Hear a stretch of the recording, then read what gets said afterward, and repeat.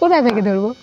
পরিচয় থেকে এটা হচ্ছে যে আমার বাবা মূলত রাজি ছিলেন না, কারণ ওনার বয়সটা বেশি ছিল। সেদিক দিয়ে আমার বাবা চিন্তা করছে যে আমার মেয়ে তো একটা যুবতী মেয়ে, কীভাবে আমি বুড়ো বয়সের সাথে বিয়ে দিব।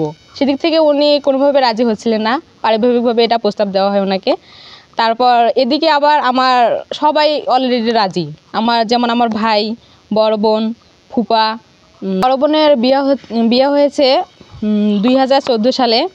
তো আমার ইনি যে হাজব্যান্ড বর্তমান, ওনার সাথে আমার পরিচয়।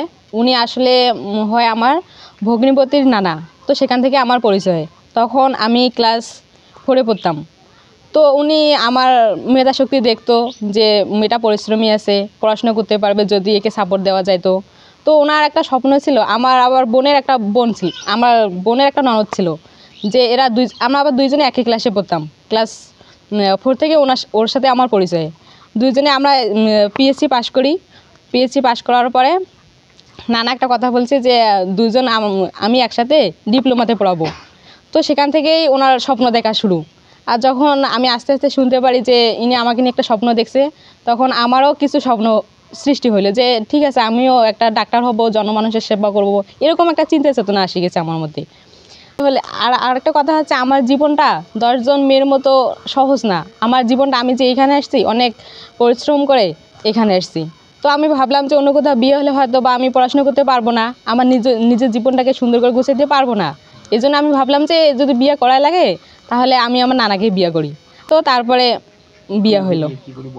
কে কি মন্তব্য করুক বা করবে বা করতেছেন, আমার তাতে কোনো যায় আসে না। আমি আলহামদুলিল্লাহ ভালো আছি, আর আশা রাখি যে ওনার সাথে থাকলে আমি ফিউচার পর্যন্ত ভালো থাকবো, এতটুকুই। আসলে হচ্ছে কি, ওনার বয়সটা যেহেতু একটু আমার চেয়ে দ্বিগুণ, সে অনুযায়ী আমার বাবা চাচ্ছিল না যে বিয়েটা হোক। সে অনুযায়ী উনি একটু যেমন তেমন কর্ম হোক ভালো, সেরকম। হয়তো বা আমার ফ্যামিলি আমাকে জন্ম দিয়েছে, আমার মা বাবা, কিন্তু হয়তো বা সেভাবে পথ দেখাইতে পারে নাই। কিন্তু এই মানুষটার বদলতে আমি হয়তো বা একটা সুন্দর প্রতিষ্ঠানে পড়তে পারতেছি। তো উনি আমার পাশে ছিলেন সব সময়। থাকার পরে আমি এসএসসি পরীক্ষা দিয়েছি। এসএসসি পরীক্ষা দেওয়ার পরে আমি সরকারি ম্যাথসের চান্স পাই, ওইখানে ভর্তি হই। উনি আবার সব কিছুই অ্যাপ্লাই থেকে নিয়ে এ থেকে জেড সব কিছু উনি সামলাইছে, এবং সেখানেই আমি পড়াশোনা শুরু করে দিই। তো তারপরে আমার এদিকে বয়স হইতেছে, আমার ফ্যামিলি থেকে বিয়ের চাপ আসতেছে, এখানে ওখানে বিভিন্ন জায়গা থেকে সম্বন্ধ আনতেছে আমার বাবা। তো হয়তো বা ওইরকম আমার বাবা যেগুলো সম্বন্ধ আনতেছে আমার ওগুলো পছন্দ হইতেছে না, হয়তো বা বিভিন্ন কারণে হইতেছে না। তো এর মধ্যে নানা জানতে পারে যে আমার বিবাহ হইতেছে অন্য কোথাও। তারপর ইনি পারিবারিকভাবে এটা আলোচনা করলো যে উনি তো কখনো বিয়ে করেন নাই, হয়তো বা ওনার বয়স 63 হতে পারে, 60 হতে পারে, কিন্তু উনি কখনো বিয়ে করেন নাই, আর আমি তো আগে করিয়ে নেই। তো বিয়ের চাপটা অনেক কাছাকাছি এসে যায়। তারপর উনি আমাকে প্রস্তাব দিয়ে একাকি বলছি যে আমি যদি তোমাকে বিয়ে করতে চাই তাহলে কি তোমার কোনো দ্বিমত আছে? আমি বলছি না, দ্বিমত নাই। আমিও ভাবলাম যে লোকটা আমার সবসময় পাশে ছিল, অনেক সাপোর্ট করছে, হয়তোবা তার সাথে থাকলে আমি বাকি জীবনটা হয়তোবা সাপোর্ট পাবো, ভালো একটা সুন্দর জীবন পাবো। মানুষ তো একটা সুন্দর জীবনের জন্যই বাঁচে, তাই না? সেই জন্য আমি ওনাকে বিয়ে করছি। তার কোনো পিকচার যেন বাহিরে না যায়।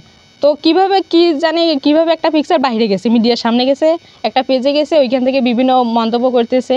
তো কে কি মন্তব্য করতেছে আমি ওটা বলতে চাচ্ছি না, সেটা যার যে মেটার সেটা করুক, পাশে লোকে কিছু বলবেই, ওটাতে কান দিয়ে আমার সুন্দর জীবনটাকে আমি নষ্ট করতে চাই না। তো আমি সবার কাছে দোয়া চাই যেন আমাদের দাম্পত্য জীবন সুখের হয়, এতটুকুই।